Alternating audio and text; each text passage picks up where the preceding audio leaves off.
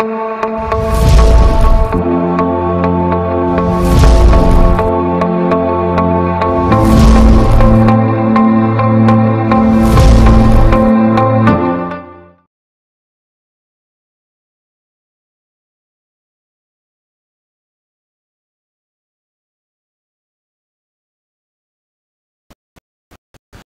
students, today we are going to discuss question code DR1151. इस question में क्या given है कि एक यूनिफॉर्म डिस्क है मास m की जो कि एक हेमिस्फेरिकल सरफेस के अलॉन्ग रोल कर रही है। मतलब अपन ऐसा कुछ मान सकते हैं कि ये हमारा हेमिस्फेरिकल सरफेस है और इस पे एक डिस्क, मान लीजिए ये मेरी डिस्क है लाल कलर की जो कि रोल कर रही है। तो ये ऐसा रोल करते करते करते नीचे आ रही है, मतलब थोड़ी देर बाद ये यहाँ पहुँच जाएगी अपने आप ही। ठीक है, अगर ये अपने आप नीचे पहुँच जाएगी तो इस पॉइंट पे इसका नॉर्मल की वैल्यू मुझे पता करनी है इस क्वेश्चन में, ये क्वेश्चन में गिवन है। ठीक है, क्या करें, सबसे पहले अपन ये देख लेते, मान लेते हैं कि इसका रेडियस छोटा आर है। ठीक है, और ये वाला जो इधर से मेरे हेमिस्फेयर के सेंटर से जो डिस्टेंस आ रहा है उसको मैं मान लेता हूँ ये बड़ा आर रेडियस का है। ठीक है, तो अपन ने दो चीज़ें एज्यूम करी है, क्या क्या, एक छोटा रेडियस का स्मॉल डिस्क और मैंने हाफ हेमिस्फेयर जो मेरा हेमिस्फेयर का है उसका रेडियस मैंने एज्यूम करा है आर, ये आर यहाँ तक होगा। ठीक है, अच्छा अब मुझे एनर्जी कंजर्वेशन मेरे अगर मैं करने की कोशिश करूँ, क्योंकि मुझे नॉर्मल फोर्स पता करना है, तो अगर मैं नॉर्मल फोर्स की वैल्यू यहाँ पे लिखूँगा तो वो यहाँ पे mg प्लस इसका अगर मैं इसके फ्रेम में देखूँ तो सेंट्रीफ्यूगल फोर्स, और सेंट्रीफ्यूगल फोर्स की क्या वैल्यू होती है अपन को पता है mv² आर डैश। ठीक है, वो आर डैश की वैल्यू मैं बताऊंगा क्या आएगी कैसे आएगी, वो आगे अपन डिस्कस करेंगे। बट अपन को ये चीज़ पता होनी चाहिए कि mv² क्या है, तभी अपन ये क्वेश्चन सॉल्व कर सकते हैं। v² पता करने के लिए ऑब्वियसली अपन को एनर्जी कंजर्वेशन करना पड़ेगा। तो ठीक है, अपन एनर्जी कंजर्वेशन करते हैं। डेल्टा यू की क्या वैल्यू आ रही है, देखो ये अगर आपका सेंटर को आप देखो तो centre r minus R distance पर है यहाँ से। अगर आप ध्यान से देखो तो this distance is r minus R.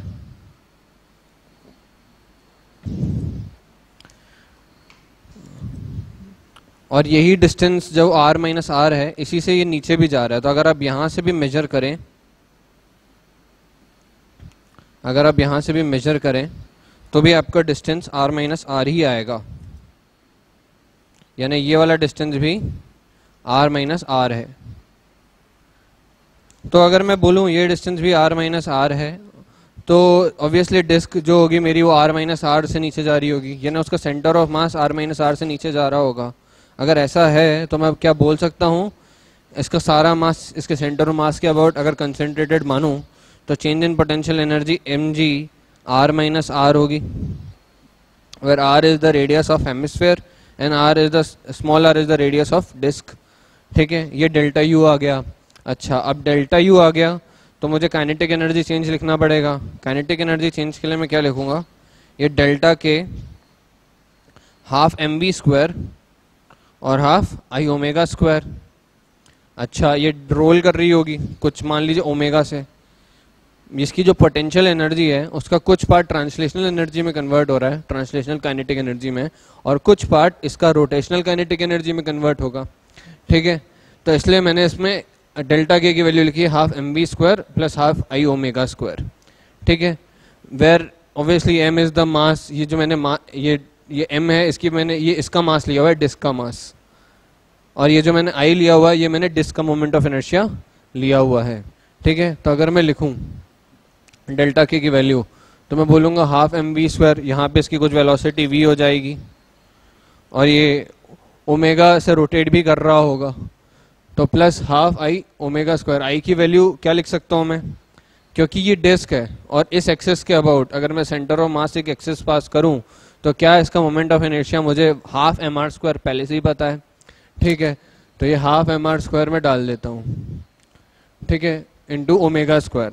ठीक है, मैंने i की वैल्यू बस डाली है यहाँ पे। अच्छा, अगर आप ध्यान से देखो तो इसमें लिखा है rolling along a horizontal surface.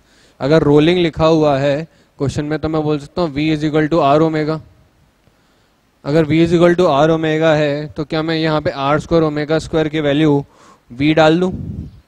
ठीक है, डाल देता हूँ। Half M V square plus 1/4 M V square, तो जिसकी वैल्यू क्या आएगी 3/4 एम वी स्क्वायर।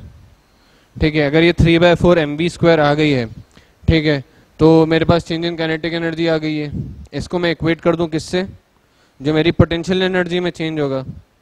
अच्छा, आप ध्यान से देखो तो ये पोटेंशियल एनर्जी में जो चेंज है वो नेगेटिव है, क्योंकि डिक्रीज हो रही है पोटेंशियल एनर्जी। तो मैं बोल सकता हूँ डेल्टा के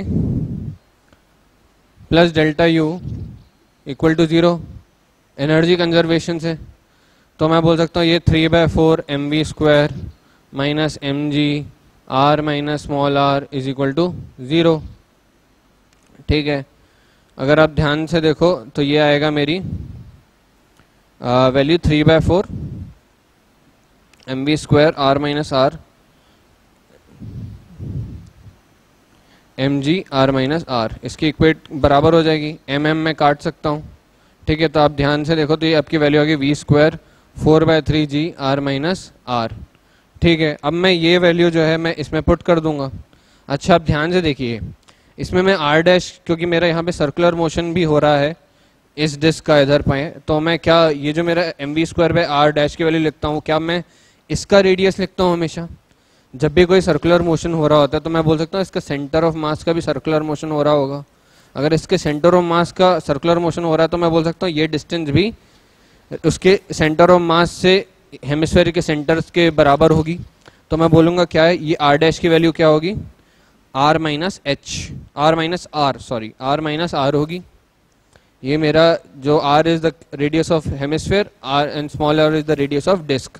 ठीक है, तो अब मैं इसमें वैल्यू डालता हूँ, n is equal to M G plus M into 4/3 G R minus R, जो मैंने वी स्क्वायर की वैल्यू डाली, डिवाइडेड बाय आर डैश की value which is R minus small R. अगर आप ध्यान से देखो तो ये आर माइनस आर और ये वाला आर माइनस आर कट जाएगा। ध्यान से देखेंगे तो ये M G plus 4/3 M G आएगा which is equal to 7/3 mg, जो कि हमारा आंसर है। That's all.